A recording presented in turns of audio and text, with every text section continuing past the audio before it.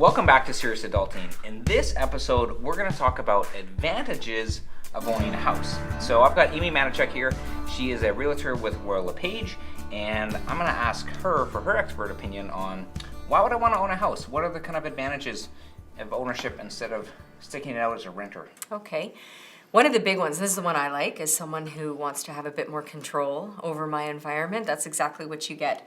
Right. Painting your walls purple, deciding to knock down walls, things like that. Stuff that landlords particularly don't like, you get to do as a homeowner and tailor the place to how you like it, which is a really great advantage, I think. Another one is right now, in particular, with historically low interest rates.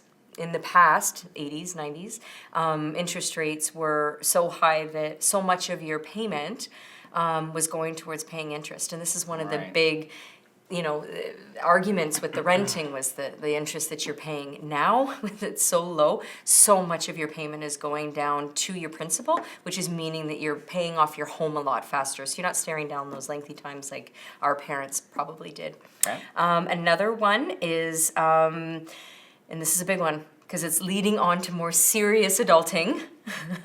Once you own and you're creating some equity within your house, you can start reinvesting that equity. So your initial down payment is your investment, growth beyond that, and it ebbs and flows for certainly through the markets and through the years, but that equity that you have, you can now leverage that and use that for other things, other serious adulting things, like maybe, borrowing it to start a new business, or, getting a loan for other things. The banks really like it when you own your own home. Right, yeah, because as a renter, I don't really have any big assets. They don't know your name so much. No, okay. It's true. Okay. It's true. Okay. And this is the one that I think is really relevant, particularly in this market here in Kelowna and other ones where you're facing some really, really tight rental. And right now we have critically low vacancy rates. It's less than 1% and sometimes 0.5% as we're moving into vacation rental scene. Really hard to find places. Rental rates are getting up there. But the benefit for owning is that you can still afford. So the homes in a small market are often still modestly priced, unlike a Vancouver and Toronto where this argument doesn't stand. Right.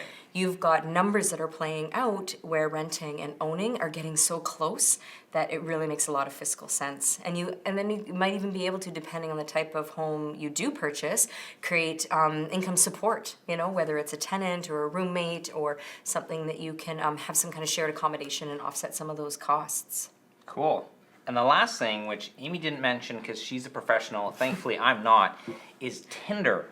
When I'm Tindering and I'm telling, these young women, actually, this weekend I'm looking at some homes or I'm researching some homes, that's potentially a really attractive feature. So for the young men listening today, maybe you want to consider becoming a homeowner so that you can show that you've got kind of adulting at the serious level, which might help with Tindering. It may or may not work for you. Give it a try.